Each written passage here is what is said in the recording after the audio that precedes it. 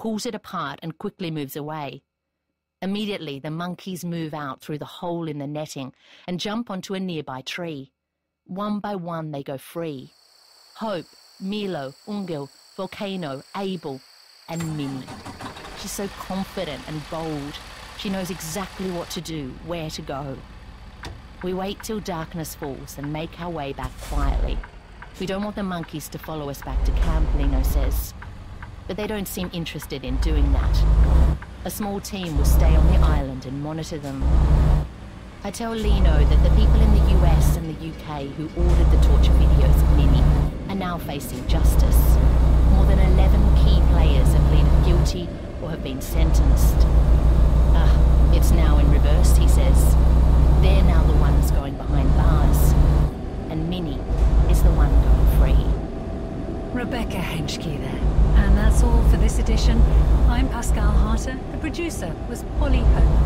You can hear more global stories, including a virtual meeting with Ukrainian soldiers who are holding towns in Russia on the From Our Own Correspondent podcast. And we'll be back with new stories next weekend here on the BBC World Service. The BBC World Service is made possible by American Public Media as the largest station-based public radio organization in the U.S. APM offers award-winning content to audiences everywhere. The BBC World Service connects audiences to the world. From international news to arts and culture programming, listeners hear global stories and perspectives not heard anywhere else.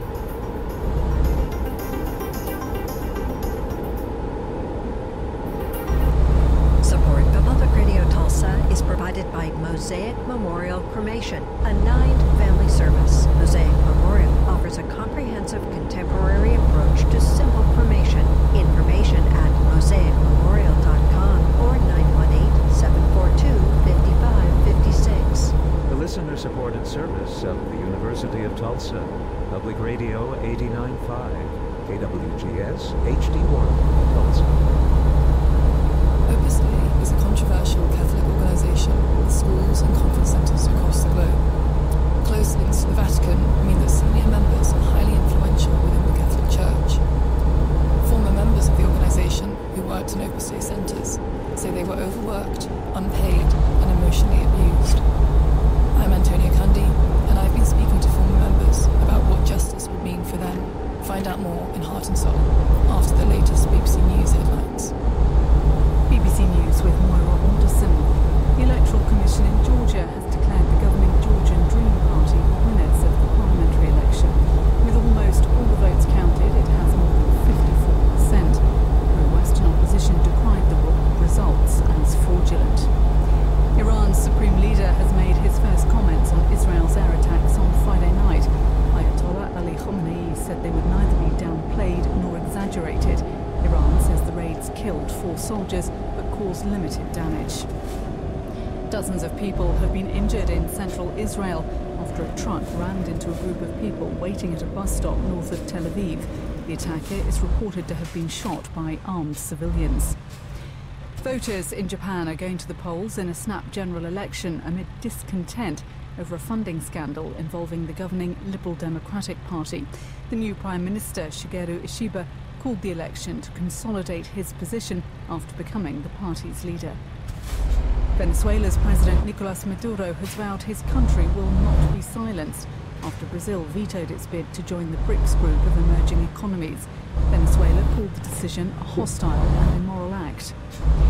Ukraine's foreign minister is visiting South Africa at the end of his tour of African nations to rally support for Kyiv's plan to end the war with Russia. South Africa has maintained a neutral stance on the conflict. Security forces in Bangladesh have arrested more than 40 people in connection with a spate of robberies in a neighbourhood of Dhaka. The army said it was set up camps in the area to provide security.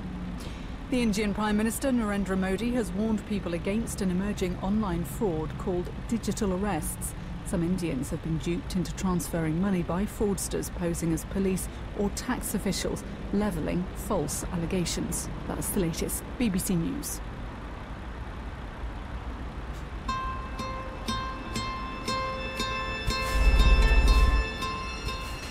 In 1928, a young Spanish priest called Jose Maria Escriva started a new group within the Catholic Church. He wanted to show ordinary Christians how to lead a holy life, specifically by attending to their professional work with transcendent significance. He called the group Opus Dei, Work of God. Escriva was canonized in 2002, and today, Opus Dei has 95,000 members worldwide. The group has been dogged by controversies. It's been accused of secrecy, political influence, and of controlling its members. You might have watched The Da Vinci Code, in which Opus Dei is cast, sensationalized, as a Masonic, power-grabbing cabal. But now, former members have brought other allegations to light. 2 years ago, federal prosecutors in Argentina started an investigation into 44 women's claims of labor exploitation and human trafficking against Opus Dei.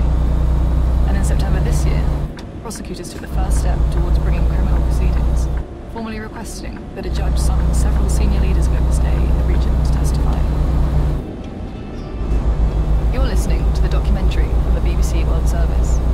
I'm Antonia Cundy, and I'm a special investigations reporter at the Financial Times. I've spent the past year uncovering former members' allegations of exploitation and psychological abuse against Opus Dei.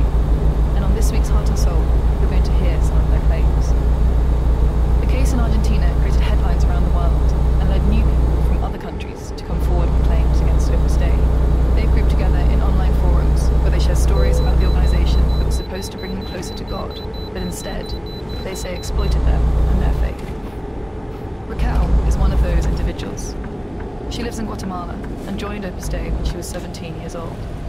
Today, she's 36 and is no longer a member of the group. She runs a successful bakery in the small town where she lives, selling sticky fruit buns and buttercream cakes. Raquel's family are vegetable farmers. Their house sits in a patchwork of green fields. The youngest of 10 siblings, Raquel was raised a devout Catholic, but her experience in Opus Dei left her faith shaken to the core.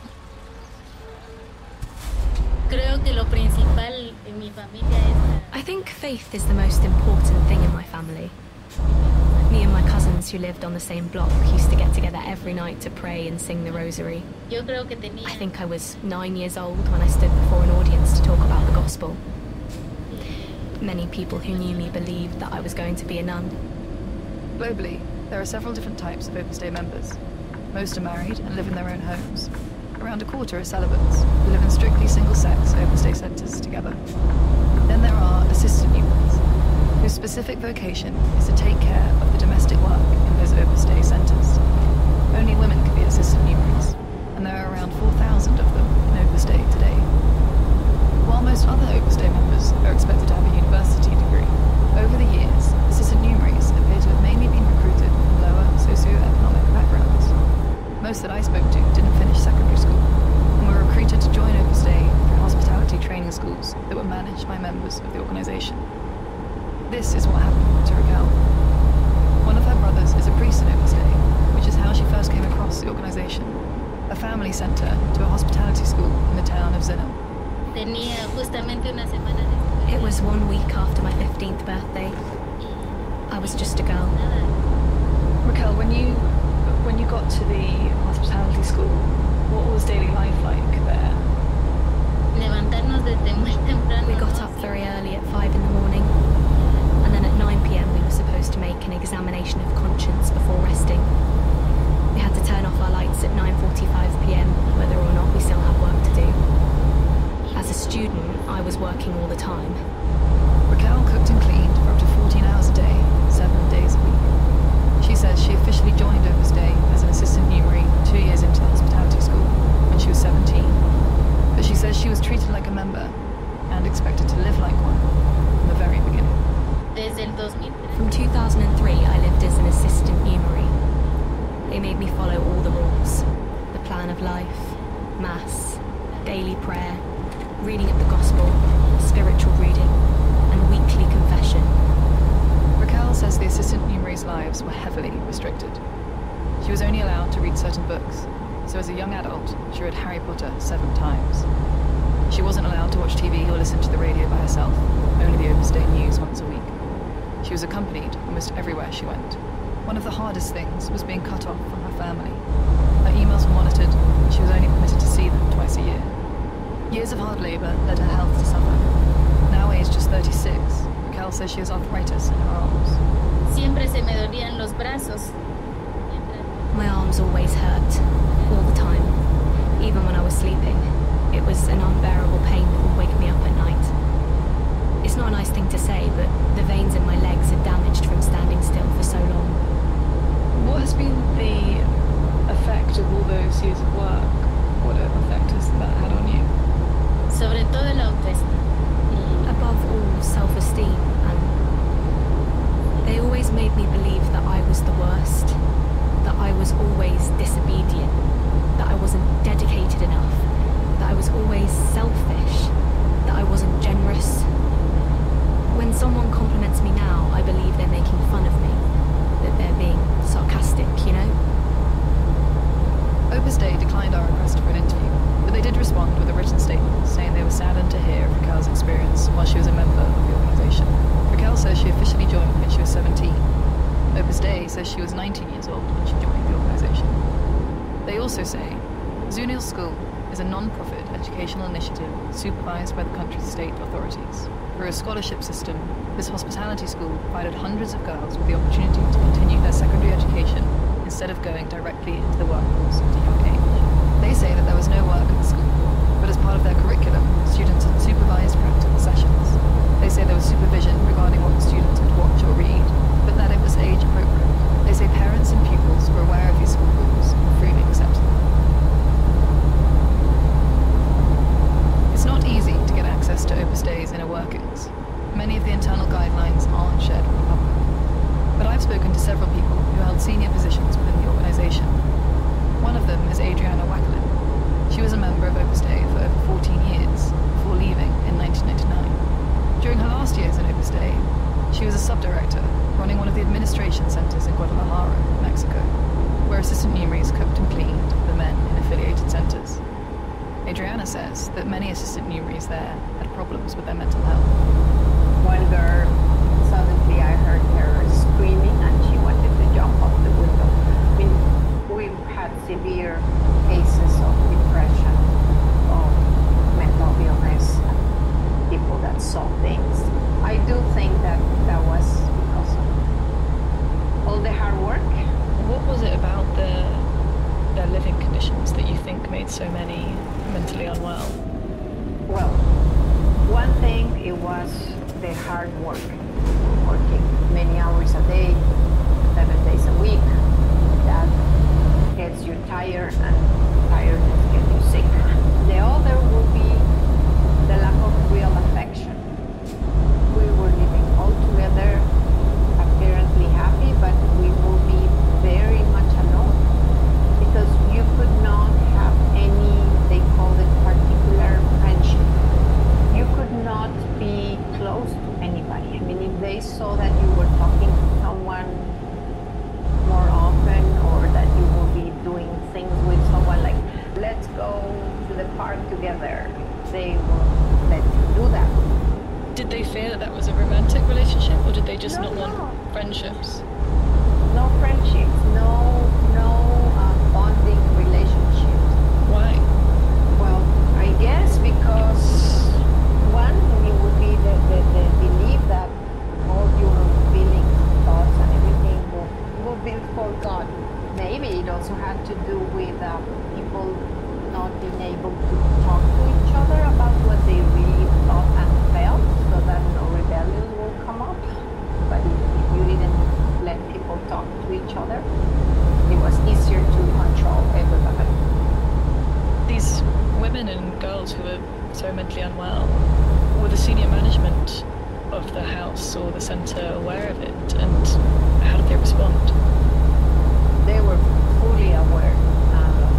They would take them to the doctor, but it was only to some psychiatrists that were selected, maybe that were in Opus Dei, and most of them did not go for therapy. They just went accompanied by the director of the house, and the director is the one that will talk and will say, she is this, she does that, and they will give them the medicine. And the director had the medicine under her control and will give the person the pill every morning or every night says neither she nor the assistant numeraries were paid. Well, supposedly they were, but they never saw the money. I mean, in papers they were. Were you ever overseeing that? Yes, I mean, I did the financial reports. There was a place where it said salary, for numericist, but that was it. It was only in papers. They wouldn't actually receive it? No. Nobody saw the money. I mean, we didn't have any money in our hands. If you needed something, they will give you a little money and you can buy something, but you did not have an account or anything. I mean, the day I left, I had 0 pesos. We had no social security during all those years. By the time we went out, like I was 30, I had friends that were 40 already. There was no time to get a pension. So we are facing now with people in their 50s, 60s that had no savings, no pension, no medical insurance, and nobody's doing anything about that. I think that is very, very, very grave, very, very bad.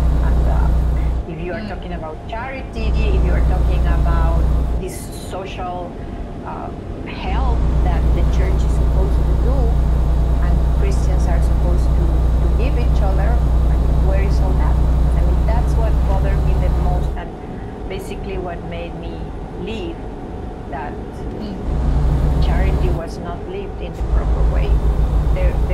There was no charity. It was selfish interest only. Opus Dei responded that they were saddened to hear Adriana's claims.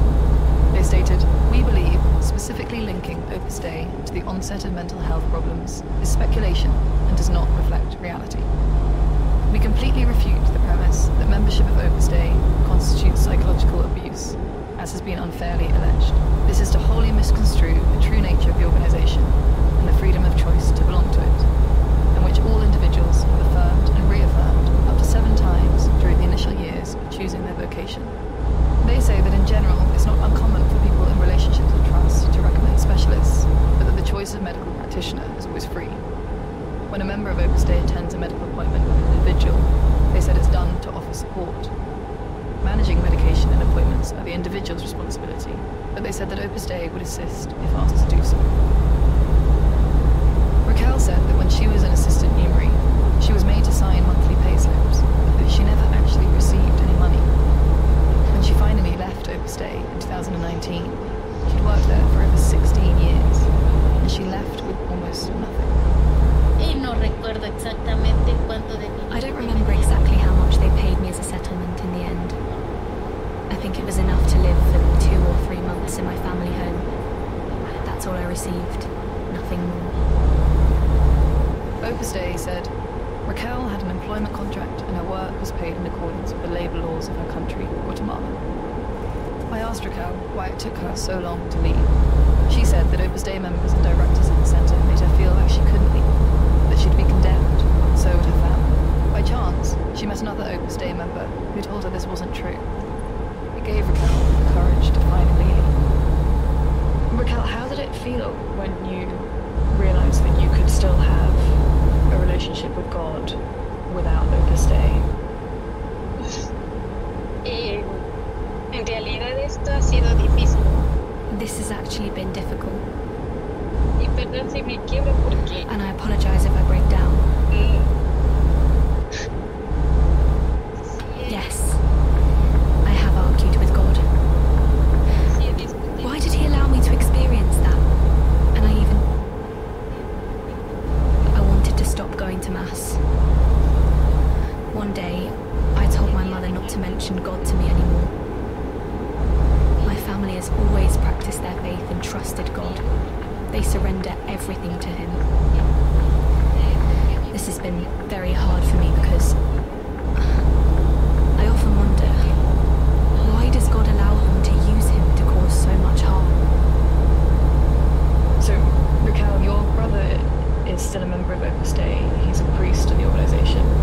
Is that difficult for you? Me estuvo apoyando He supported me and has been supporting me a lot these past 5 years, but when I told him that I had written an account of my experiences and it was going to be shared on YouTube, I realised that since that day, he had been a little more distant. And that makes me sad because I didn't want this to affect him. This crisis of faith has left Raquel shaken. She doesn't know how or on what terms she'll recover her relationship with God. You're listening to the documentary from the BBC World Service. I'm Antonia Cundy, and I'm a special investigations reporter at the Financial Times.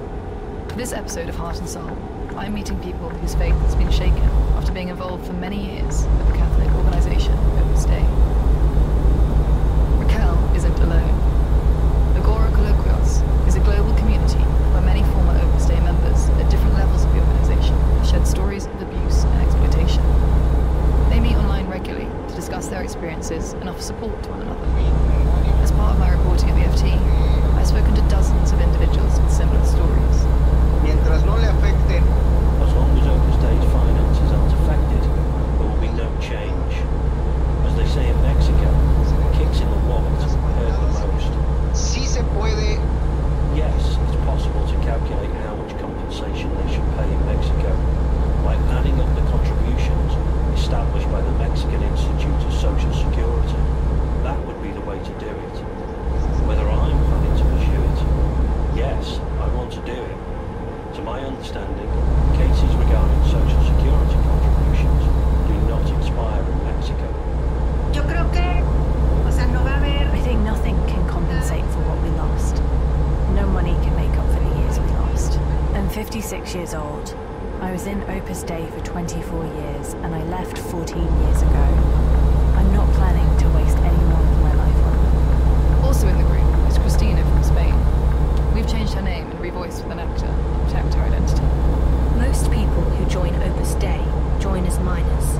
Although it isn't written in the official Opus Dei documents or statutes, the age of admission is 14 and a half years old. So justice for me would be for this to be forbidden by law and for the Church to prohibit minors from joining Opus Dei, so that this never happens again. Opus Dei's statutes say that no one can formally join the organisation under the age of 18. But young people who request to join can become junior candidates from the age of 14 and a half.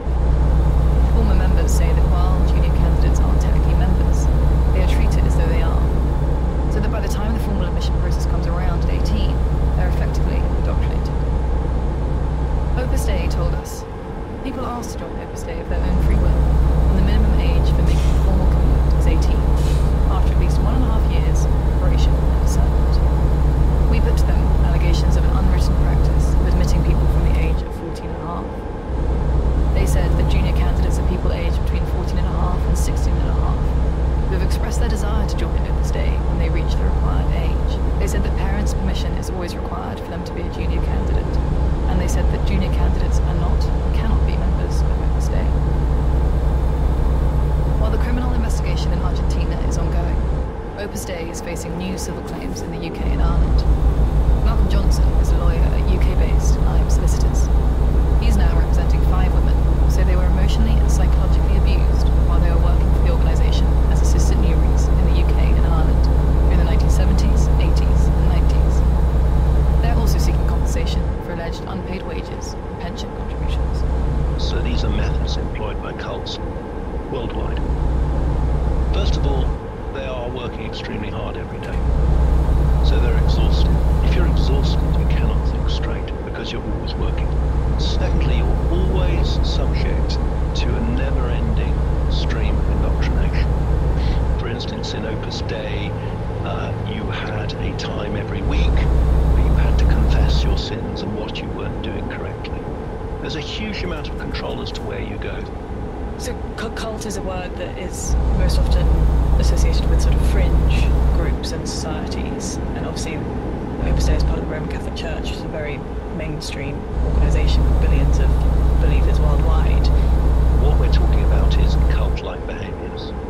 So it's probably best to concentrate on the behaviours that we see from senior members of the organisation towards junior members. So you have shady recruitment practices. We're a catering college, but actually we're here to recruit you. Then you have the indoctrination. There is only one way to God, and it's our way. If you step out of line, you're going to hell. You then have practices which are designed to affect people psychologically. So, self-mortification, fraternal correction, constant watching, isolation of recruits and members from their families and from their friends and from the outside world. These are cult-like behaviours. These are the things that we see in Opus Dei. Why is it that victims can't sue Opus Dei as one whole global organisation? You wouldn't sue the headquarters of Opus Dei in Rome. So you would target your claim against the office of Opus Dei that exists in the jurisdiction in the country in which your abuse occurred. So you would find the name of the charity, the company that runs Opus Dei in that country, and then that would be your defendant. So our first letter of claim was directed against the main charity that runs Opus Dei in England. The problem with the Vatican is that it's rather like the Football Association. It's a regulator. It doesn't control clubs, it regulates them. The Vatican has very little control in reality over Opus Dei. This is an organisation that can pretty much go its own way.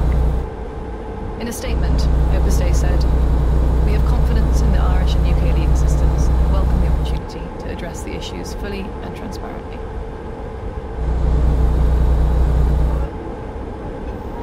Labour laws and statutes of limitation vary from country to country, so everyone's situation is different, including Raquel's.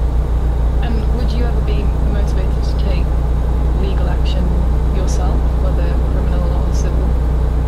Quisiera hacerlo, pero I would like to do it, but I'm afraid they can overpower me as an individual. I see that in Guatemala, Opus Dei is everywhere, so it feels like I have nothing going in my favour. What would justice look like for you? lo de pedir disculpas o perdón Publicly apologising or asking for forgiveness would be something very interesting, because Opus Dei never does this. If they apologise to me personally, it would be difficult for me to tell them I forgive them, because I know their apology wouldn't be sincere. It would be just performative, you know? And for all the years we lost there, it would be fair that they compensated us for those years. We lost our youth, all the dreams that we were unable to achieve during that time, and perhaps we could have achieved now. Why do you feel that it's important to speak about what happened to you? I would like for families who still have members inside to know what their daughters are experiencing. One of the things they used to tell us is that we were the ticket to heaven for each member of our family, that we would guarantee their entry into heaven. It is a big lie, because each person earns their own place in heaven. We asked Opus Dei for comment, and they said, "We are so saddened to hear of Raquel and Adriana's experiences while they were in Opus Dei. Where it is true that we have failed them, today's organisation wishes to sincerely apologise and seeks their forgiveness. Opus Dei is part of the Catholic Church and is composed of people who have a strong faith and a deep desire to do good for the greater well-being of society. But clearly we are not exempt from making mistakes, no matter how unintentional. We know we must be ready not only to apologise, but, just as importantly, to do what we can to make amends. To this end, healing and resolution protocols have been established, aimed at addressing any negative experiences that any member may have encountered. Of course, we are truly saddened to hear of some individuals' negative experiences, and invite anyone with concerns about past alleged misconduct to contact the Safeguarding Office in their country." What is your daily life like since leaving Opus Dei? This year, I started a degree in clinical psychology. Why clinical psychology? Because I decided to try to achieve my goals again, to pursue my childhood dream. In my case, I've had a life which very few people can understand. There must be other people out there who have had similar experiences, perhaps not within Opus Dei.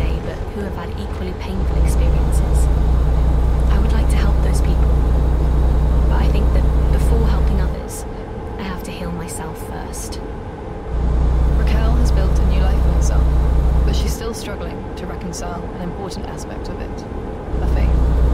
He ido a misa muchas veces. I have gone to Mass many times. I have felt the joy of feeling that I am a daughter of God because I have felt comfortable enough to argue with God. And on some occasions, I have even felt him embracing me.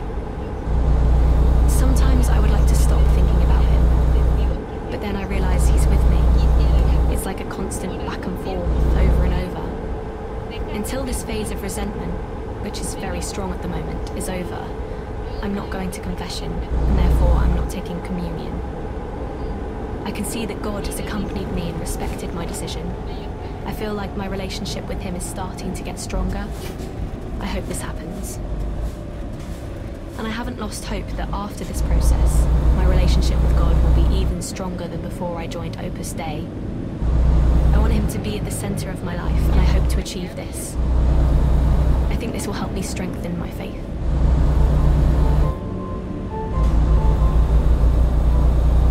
You've been listening to the documentary on the BBC World Service. The presenter was me, Antonia Cundy, and the producer was Rachel Briggs. I'm Maria Hinojosa. This week on Latino USA, a Futuro investigation into Spanish-language mis- and disinformation targeting Latino communities ahead of the presidential election. They want you to act based on fear, on an emotion that you can't control. That's this week on Latino USA. Sunday at 5 p.m. on Public Radio 89.5. Support for Public Radio Tulsa is provided by Will Rogers Rotary Club, each month recognizing the leadership development of students and instructors at Will Rogers College, Middle, and High School. Information about meetings and activity schedules at willrogersrotary.org. A listener-supported service of the University of Tulsa, Public Radio 89.5, KWGS HD1, Tulsa. Coming up on the Arts Hour with me, Nikki Beatty, 2 Oscar winners, actor Joaquin Phoenix and director Todd Field on Joker Folie à Deux. You'll hear my conversation with Indian director Rima Kukti and producer Zoya Akhtar about their film Superboys of Mulligan. I see this as an uplifting story. It's an inspiring story. It's a charming story. The message is that you don't have to wait for the world to hand you something. You just go and do it. And the Nigerian singer Yeye Taiwo, one half of the legendary Lijadu sisters, talks about their pioneering music. Also on the show, British actor Ella Purnell explains how her character develops a taste for murder in TV series Sweet Pea. We have music from the Joyous Justers Ezra Collective, and Dutch artist and graphic novelist Amy de Jong talks to me about her interpretation of Lord of the Flies. All that and more coming up on the Arts Hour. Hello, I'm Moira Alderson with the BBC News. The Electoral Commission in Georgia has declared the governing Georgian Dream Party the winners of Saturday's parliamentary election. With almost all the votes counted, it has more than 54%. The election was seen as critical in determining whether Georgia aligns itself more closely with the European Union or with Russia. The pro-Western opposition has been crying foul. Steve Rosenberg is in Tbilisi. Yesterday, during the voting, there were numerous reports of election violations, election fraud. Some video came out showing blatant ballot box stuffing. There were reports of violence too at some polling stations. At one polling station 74, a local opposition official went along to investigate reports of vote rigging. He was then beaten up badly by a group of around 10 men and taken to hospital. We spoke to him in the hospital. He said he heard one of the men speaking on the telephone and claiming that he was from a party, a terrorist party of Europe and America. Iran's supreme leader has made his first comments on Israel's air attacks on Friday night, saying they should neither be downplayed nor exaggerated. Ayatollah Ali Khamenei said officials should determine how best to demonstrate Iran's power to Israel. Iran says the raids killed 4 soldiers. Here's Sebastian Usher. I mean, in a sense, it almost sounds like it's responding to all of the analysis there's been, but Iran has been downplaying the extent of it, saying that there hadn't been major impact. It may give a sense that Iran is not preparing at the moment for any major response, but any response that would come from Iran, I think, would take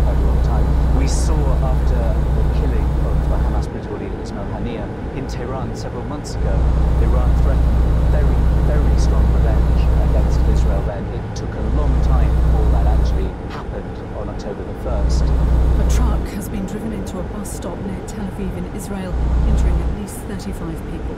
Police said the truck driver was shot dead by armed civilians who were at the scene. The incident happened as a bus was dropping off passengers outside Galot military base in central Israel. Voting is underway across Japan in a snap general election amid discontent over a funding scandal involving the governing Liberal Democratic Party. Polling stations are seeing a steady flow of voters. Shaima Khalil is in Tokyo. The LDP are desperate to recalibrate. They are desperate to reinvent their image and convince the public that they are changed. But from what I've heard, people are furious. They say we have to deal with inflation, we have to deal with rising prices, and they are being investigated for financial scandals and financial corruption. So there is an anger among people, and I cannot overstate how unusual it is that the LDP finds itself in this unpredictable position and a tight race. You're listening to World News from the BBC. The Venezuelan President Nicolas Maduro says his country will not be silenced after Brazil vetoed its bid to join the BRICS group of emerging economies. Venezuela called the decision a hostile act. Brazilian President Luiz Inácio Lula da Silva is a longtime ally of Mr. Maduro, but relations between them have been strained following the Venezuelan leader's disputed re-election in July. Tropical storm Chami is making landfall in central Vietnam, with concerns that it will bring heavy rains and serious flooding. Here's Julian DePay. Vietnam's long coastline often suffers the effects of storms and flooding, causing injuries and damage to property. But Storm Trami is also expected to bring heavy rain to the Central Highlands, a coffee-growing region. 4 airports have been closed, including Da Nang City International Airport, which has been shut until Monday morning. Trees and advertising hoardings have already been blown down. The storm earlier hit the Philippines, where at least 97 people have died and nearly 500,000 people were forced to flee their homes. Last month, floods caused by Typhoon Yagi killed more than 300 people and caused more than $3 billion worth of damage in northern Vietnam.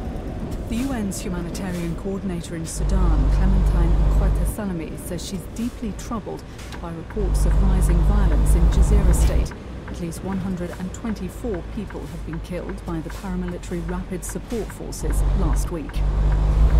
Security forces in Bangladesh have arrested more than 40 people in connection with a spate of robberies that have caused fear in a neighbourhood of Dhaka.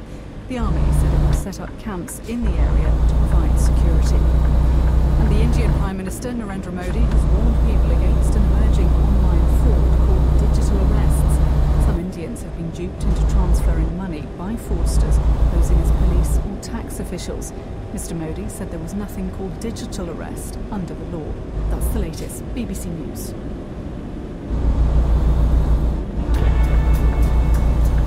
Hello and welcome to the Arts Hour on the BBC World Service. I'm Nikki Beattie, bringing you screen celebritainment, music guests and cultural companionship for the next 60 minutes with the finest global arts and culture conversation from across the BBC. Coming up on today's show, 2 Oscar winners, actor Joaquin Phoenix and director Todd Field, discuss reuniting for their all-singing and dancing Joker Folia.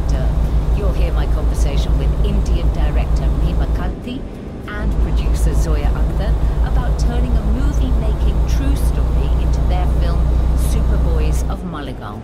And the Nigerian singer Yeye Taiwo, one half of the legendary Lijadu sisters, recalls how they were inspired to make music. Also on the show, British actor Ella Purnell explains how her character develops a taste for murder in the new TV series Sweet Pea, and we have music from the Joyous Jousters Ezra Collective. That's not all though. My guests on today's Arts Hour are the Dutch writer and artist Amy de Jong. We'll be talking about her graphic novel Lord of the Flies later in the show, and we welcome back as our cultural critic Katie Puckrick. Before we go any further, do you both have a cultural highlight that you want to recommend to the world? Amy, I'll come to you first. Yeah, I definitely have a cultural highlight. I was in Paris last month and I visited in the Centre Pompidou, an amazing exhibition. It was called Comics on All Floors. And it is exactly what it says it is. Every floor of the Centre Pompidou, which is a huge museum. is now filled up with comic art, greatest original drawings by some of my favorite comic authors. Beautiful films, animations, everything is like comic book themed, and yeah, I just loved it. I think I spent 5 hours in there. Oh, really? So when you say some of your favorite comic book artists, who would be your favorite? The first name that comes to mind is Osamu Tezuka, which is a Japanese artist who's not alive anymore. There was also work from Bill Watterson, the creator of Calvin and Hobbes. I'm sure you were familiar with those comics. He's still alive, and his work was there, which is very rare because you can rarely see it anywhere. You know, I think I spent 30 minutes just standing in front of those works alone. Katie, what about you? My cultural recommendation is something that's a little bit close to home, which is a music compilation across 4 CDs or 2 long play vinyl records called Katie Puckrick Presents a Yacht Rock Odyssey. And it's basically the best of all West Coast music, which is the kind of easy listening, soulful, aspirational jazz pop that makes you feel sexy, happy, and rich. And just listening to it makes you feel like you are on the deck of your very own yacht, escaping the humdrum reality. Thank you, Katie. Thank you both. First then, having won the Best Actor Oscar in 2020 for his role as Joker, Joaquin Phoenix reunited with director Todd Field for the sequel, Joker Folie à Deux. And this time around, there's a lot more singing and dancing, and he's joined by Lady Gaga. At the start of the film, Arthur Fleck, Joker's alter ego, is in Arkham Prison, where the guards like to bait him. After a chance encounter at a singing group with Lee Quinzel, Gaga's character, the two engage in a passionate fantasy-led relationship with lots of musical dance numbers. Meanwhile, Arthur Fleck hurtles towards the trial which will determine his guilt and sanity after the events of the first film. Friend of the arts, Rihanna Dillon, asked Joaquin Phoenix and director Todd Field about working together again and whether they developed a shorthand for this second film. It felt different because we were then using like a new language to explore the character, like music and dance, which was in the first film. But you know, I think what I was interested in is at the end of the first film, he is like, he feels in some ways like he's made it. Like it does, right? And he's singing this song, but it's still quiet. Where he sings this song, he sings that's life, kind of one of the last scenes. And I think we were just curious, like, what happens when you come down from that, like, and you're sitting in Arkham, and it's been some years, and where is Arthur at? Because he goes this like quite a transformation throughout the course of the first film. I think that was one thing that we got really excited about. Yeah, and I think that was what was exciting about the very beginning of this film, was really finding Arthur with that flame that was kind of burning within him at the end of the first movie has now been extinguished, you know, and it's not until he meets Lee where it at least has the shot at being reignited. Yeah, and because audiences were already familiar with the universe that you'd created, what did a second film give you the opportunity to do in terms of world building? Again, similar thing is just to dive deeper. I mean, what we learned from the first film, which we really honestly, when we were making it, we're not sure, would anybody be interested in this man, right? Turns out they were. They were, and I think they had the same love for him that Joaquin and I felt. So you go into the second one a little more confident in that regard, and a little bit, you talk about shorthand with each other, but a little bit of the shorthand with the audience. Like, you know, they understand Arthur's rhythms, they understand where he's at when he first steps out of the cell, because they know Arthur. Directed Todd Field and Joaquin Phoenix on Joker Folie à Deux. My guests on today's Arts Hour are critic and cultural commentator Katie Puckrick and the artist and graphic novelist Amy de Jong. Amy, as a comic book artist, are you drawn to adaptations of comic book series and graphic novels? I mean, is that a natural extension of what you like? Well, I think comics and animation and movies, they all kind of speak the same language in a way. It's images, it's text, it's dialogue. But I have to say, like, the times that I saw a movie that was better than the original comic, they're very rare. I always return to comics, you know. Amy, do you know Daniel Kaluuya's graphic novel, Ghost World? And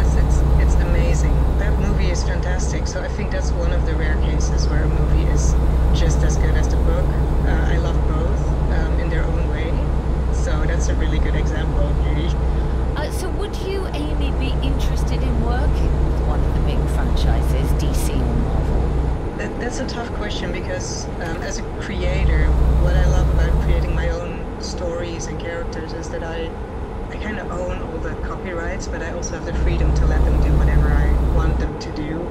And then, you know, working for a franchise would mean you neither have those things, you have no copyrights, and you have nothing to say about the character. I mean, I know that some artists, they take a lot of liberty in drawing and writing Batman or Spider-Man or those kinds of characters, but still you can't go crazy. You still have some rules that you have to play with, and I think I would really miss that kind of freedom, to be honest. Thank you both so much. You're listening to The Art Cell on the BBC World Service. One of the films from India that I absolutely loved at the London Film Festival was Superboys of Maligaon. Directed by Reema Kagti, it's her latest collaboration with the maverick producer and director Zoya Akhtar. Amongst other movies that they worked on together, you may know or might have heard of the hit Hindi film Gully Boy. Superboys of Maligaon is a heartwarming, clever, moving and funny film that I felt was both a paean to Bollywood cinema and a love story for the filmmakers of Maligaon. Maligaon, by the way, is a town about 6 hours drive from Mumbai, the filmmaking capital of India. Based on a true story and a documentary made in 2008, this film chronicles the life and work of self-made auteur Nasir Sheikh, whose no-budget, community-sourced productions turned his friends into cineasts as they made ingenious spoof films, and his town into an unlikely dream factory. The film begins in 1997 with movie-mad Nasir, played by Adarsh Gaurav, who was the star of The White Tiger, certain he's destined for cinematic greatness. He gets his first taste of success screening mashups of Buster Keaton and Jackie Chan action sequences, leading him toward a bright idea. If Maligaon moviegoers love revisiting the classics, wouldn't they flock to see classics like the curry western Sholay reimagined on their own turf? When I met with the director Reema Kagti and producer Zoya Akhtar, I asked them both to tell me what appealed to them most about the story. Zoya first. What appeals to me most about the story was the magic of cinema. The fact that he immortalized his friend through film. Reema. Again, obviously the magic of film, but it's also a story of an underdog who had no resources and managed to fulfill his dreams. Yeah. Zoya, you come from an illustrious filmmaking background. Your father's the legendary screenwriter, lyricist, poet Javed Akhtar. Your mother, Hani Irani, actor, screenwriter. Stepmother, the peerless Shabana Azmi, actress. Brother, actor, director